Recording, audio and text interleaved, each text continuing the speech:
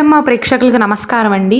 ఈ వీడియోలో వృశ్చిక రాశిలో జన్మించిన వారికి శ్రీ పరాభవనామ సంవత్సరంలో అంటే 2026 సంవత్సరంలో విద్యార్థులకు ఎలా ఉండబోతుంది, కాంపిటేటివ్ ఎగ్జామ్స్ పరంగా కానీ, సీట్ పొందే విషయంలో కానీ, గవర్నమెంట్ ఎగ్జామ్స్ కోసం ప్రిపేర్ అవుతున్న వారికి కానీ ఎలా ఉంటుంది, ఏ మంత్రాన్ని పఠించాలి, ఎలాంటి పరిహారాన్ని పాటించాలో వివరిస్తాను.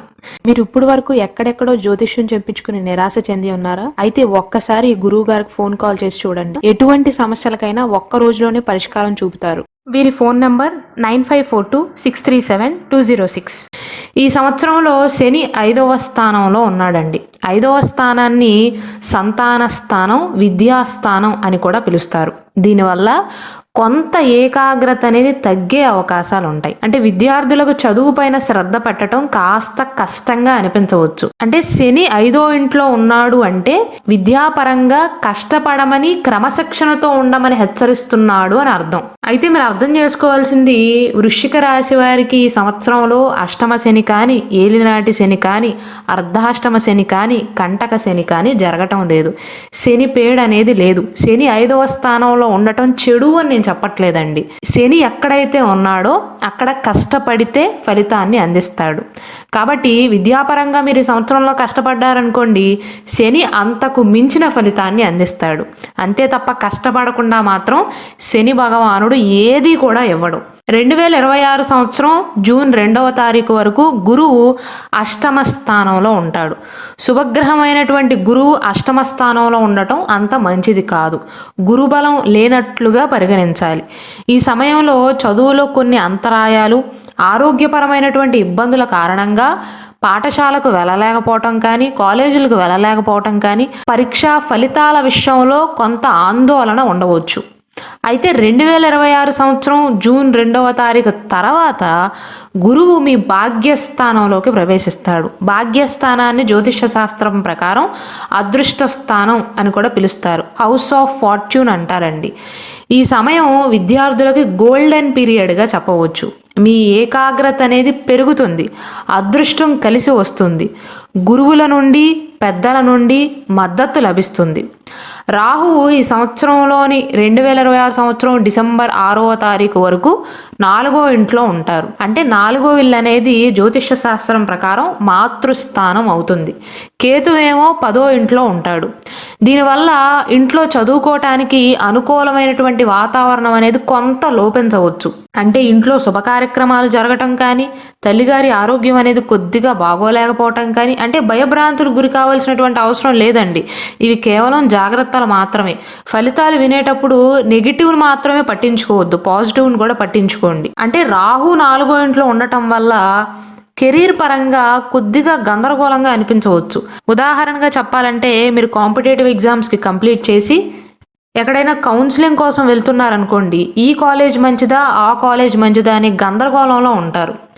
డిసెంబర్ 6వ తారీఖు తర్వాత రాహు 3వ ఇంట్లోకి మారతాడు. 3వ ఇల్లు అనేది పరాక్రమ స్థానం అంటారు. దానివల్ల మీలో ధైర్యం పెరుగుతుంది, విజయం లభిస్తుంది. అలాగే ఎవరైతే పోటీ పరీక్షలకు సిద్ధమవుతున్నారో వారికి 2026 జూన్ మాసం వరకు ఆదాయం 11, వ్యయం 5 బాగున్నప్పటికీ కూడా జూన్ మాసం వరకు గురువు 8వ ఇంట్లో ఉండటం వల్ల పోటీ పరీక్షల్లో మీరు ఆశించినటువంటి ఫలితాలు ఉండకపోవచ్చు. ఫలితాలు కావాలి అంటే గురువు అష్టమ స్థానంలో ఉండటం, శని 5వ స్థానంలో ఉండటం వల్ల ఎక్కువగా కష్టపడవలసి వస్తుంది. కాబట్టి జూన్ మాసం వరకు ఓపిక పట్టాలండి.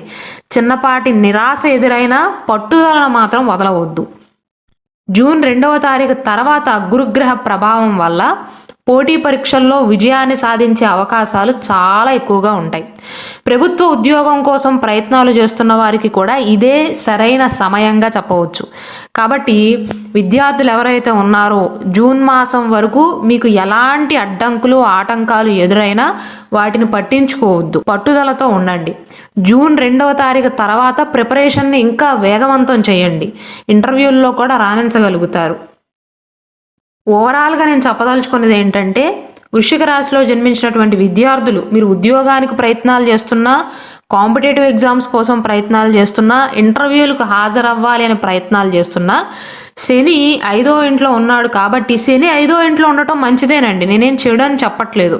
క్రమశిక్షణతో కూడినటువంటి ప్రిపరేషన్ ప్లాన్ని మీరు సిద్ధం చేసుకోవాలి. శని 5వ ఇంట్లో ఉండి ఏం చెప్తాడంటే సోమరితనాన్ని విడిచిపెట్టమని చెప్తాడు. ప్రతిరోజు కూడా నిర్దిష్ట సమయాన్ని చదువుకోవటానికి కేటాయించమని చెప్తాడు. అంటే మీలో అనేది కాంపిటేటివ్ స్పిరిట్ అనేది ఉండాలి.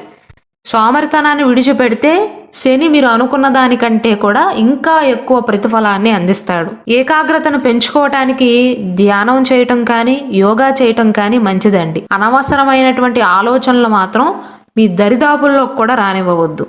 అలాగే మీరు చదివినటువంటి పాఠాలను అంశాలను పదే పదే రివిజన్ చేయటం వల్ల పరీక్షల్లో బాగా గుర్తుంటాయి.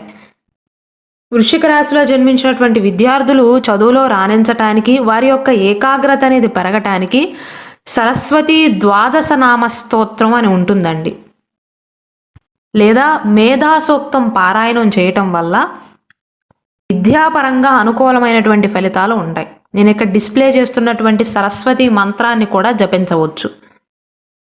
పరిహారాల విషయానికి వస్తే శ్రీ పరాభవనామ సంవత్సరంలో వృశ్చిక రాశిలో జన్మించినటువంటి విద్యార్థులు పాటించవలసినటువంటి పరిహారాలు: శనివారం నాడు ఆంజనేయ స్వామి గుడిలో నువ్వుల నూనెతో దీపాన్ని వెలిగించి హనుమాన్ చాలీసాని పఠించినా విన్నా శని దోష నివారణ జరిగి చదువులో అడ్డంకులు అనేవి తొలగుతాయి.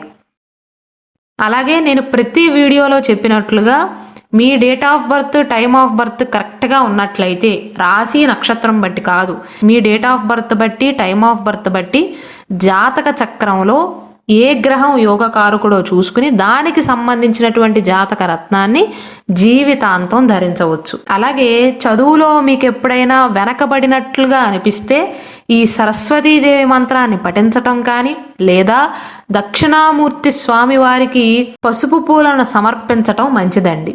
ఒకవేళ మీరు ధనవంతులైతే పెట్టగలిగితే పేద విద్యార్థులకు పుస్తకాలను కానీ లేదా మీరు ఇంతకుముందు చదివేసి ఖాళీగా ఉంటున్నటువంటి పుస్తకాలు ఉంటాయి కదా, ఉదాహరణకు మీ 10th అయిపోయి ఇప్పుడు ఇంటర్కి వచ్చారనుకోండి, 10thలో మీరు వాడినటువంటి పుస్తకాలు ఉంటాయి కదా, అవి పేద విద్యార్థులకు దానం చేయటం వల్ల చదువులో అదృష్టం అనేది కలిసి వస్తుంది. పాత పుస్తకాలు ఇవ్వచ్చా కొత్త పుస్తకాలే ఇవ్వాలని కొంతమందికి సందేహం వస్తుందండి. పుస్తకాల విషయంలో పాతవా కొత్తవా అని లేదు, ఒకరికి ఉపయోగపడితే చాలు. కాబట్టి మొత్తం మీద చూసుకున్నట్లయితే 2026 సంవత్సరంలో వృశ్చిక రాశి విద్యార్థులకు కష్టానికి తగినటువంటి ఫలితం వచ్చే సంవత్సరం ఇది అని చెప్పవచ్చు. జూన్ మాసం తర్వాత అనుకూలమైనటువంటి గోచారం అనేది కనిపిస్తుంది. కాబట్టి ఆత్మవిశ్వాసాన్ని మాత్రం తగ్గించవద్దు. కాన్ఫిడెంట్గా ఉండండి. ఇంటర్వ్యూలు అటెండ్ అయినా కాన్ఫిడెంట్గా అటెండ్ అవ్వండి.